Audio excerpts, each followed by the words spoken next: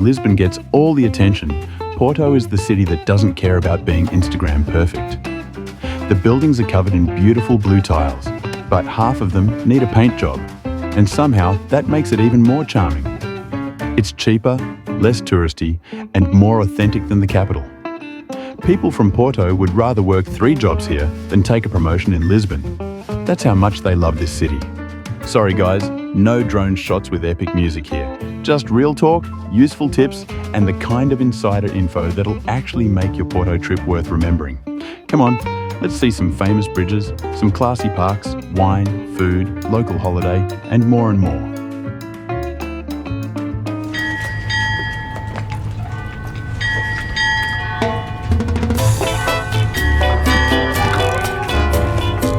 Directly across the river is Vila Nova de Gaia, home to the world-famous port wine cellars. Technically, it's not Porto City already, although this place is the postcard of the city. Nearly every historic port brand has a tasting room here. Sandeman, Carlem, Porto Cruz, etc. You can tour the cool stone warehouses, learn about the history of port wine, and of course, sample a glass or two.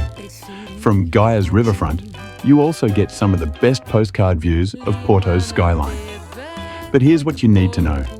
This area has the most overpriced touristy stuff you'll find in Porto. Port wine, sardines, typical souvenirs, all marked up. A simple codfish and cheese pastry will cost you €8, which is crazy expensive. You'll find a food market with a few good spots. The octopus is actually tasty. But for the same price in Matosinhos Port District, you'll get even better quality food with way better service. Still, you absolutely must visit. This is one of Porto's hearts, an essential stop.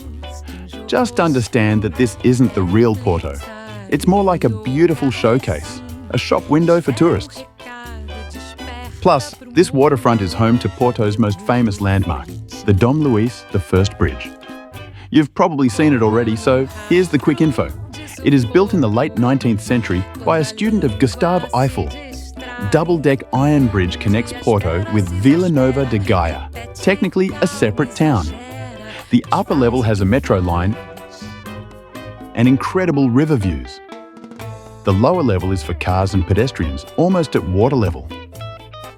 Walking across at sunset is one of those Porto moments you won't forget.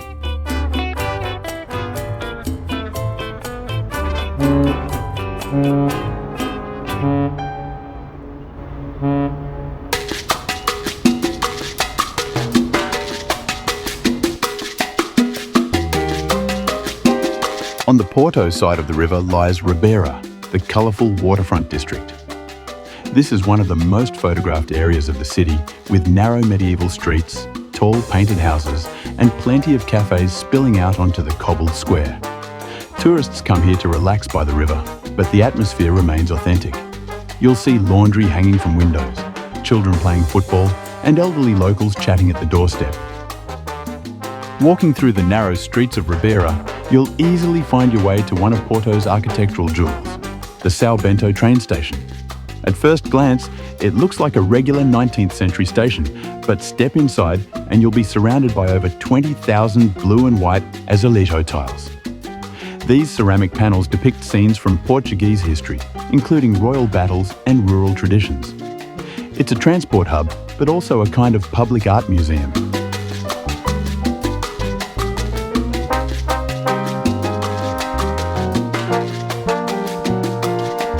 Right inside the station building, you'll also find the Time Out Market with dozens of different food stalls. Definitely worth a visit while you're there. Beyond the historic centre, Porto's neighbourhoods reveal the real face of the city.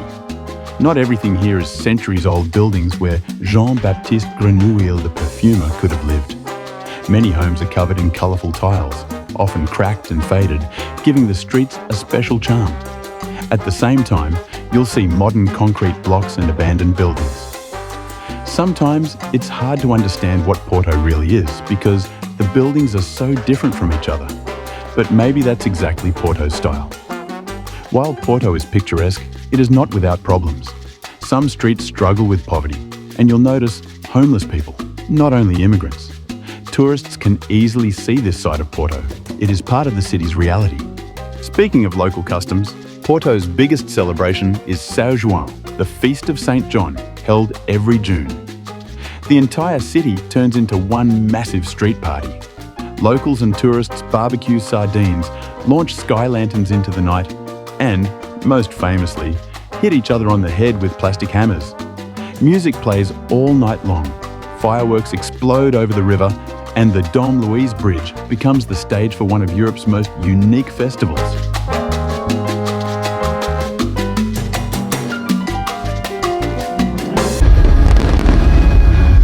Is this the first time we're actually watching a fireworks video we've made?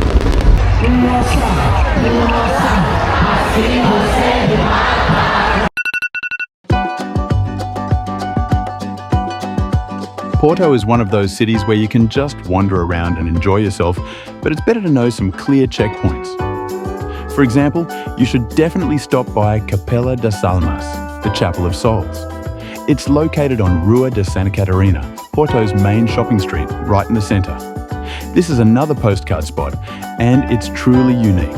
You won't find anything like it anywhere else in the world. The entire exterior is wrapped in blue and white tile murals depicting scenes from the lives of various saints, including the death of St. Francis and the martyrdom of St. Catherine. The tiles were painted 100 years ago, transforming an ordinary 18th century chapel into one of Porto's most photographed landmarks. You'll probably want to stop by the Church of St. Lawrence as well. This 16th century church is built in Italian style with a richly decorated interior. But it's worth the visit just for one of Porto's best viewpoints nearby, Miradouro da Rua das Aldas. Located just below the cathedral, this viewpoint offers some of the city's best views over the historic centre and the Douro River. And by the way, near the bridge you should definitely visit Sé do Porto, Porto Cathedral. The exterior looks like a fortress with battlements. Built in the early 12th century, it's one of the oldest and most important buildings in Porto.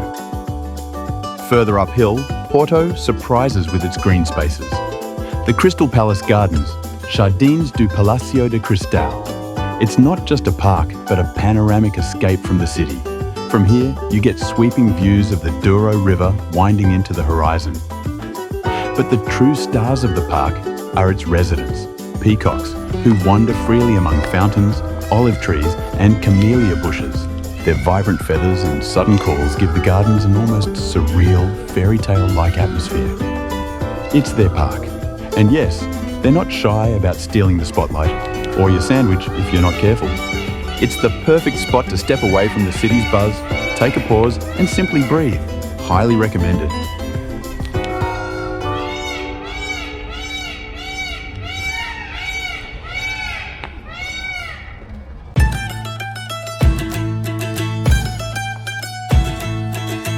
A little break from the views. Tired of generic tours and all-inclusive resorts? Have a custom journey tailored to your unique interests, schedule, and budget, so you can actually experience the soul of a country, not just its hotel buffet. That's what I do. Get in touch, contacts in the description.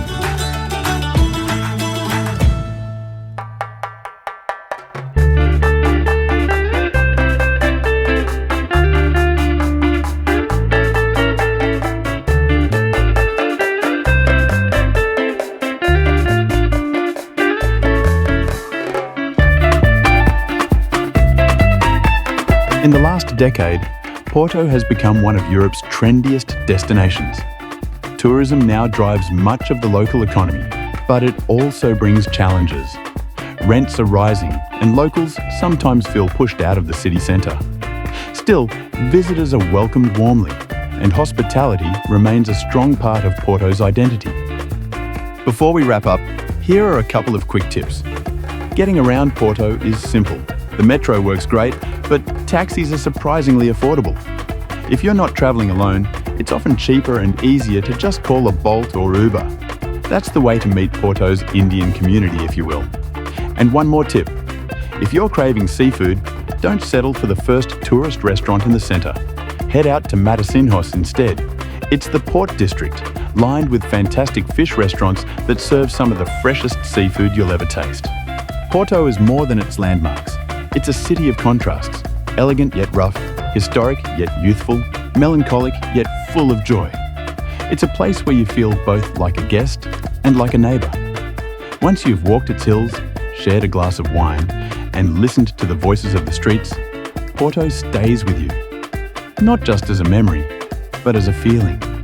Subscribe to know more. I've been there. Let's turn those miles into memories.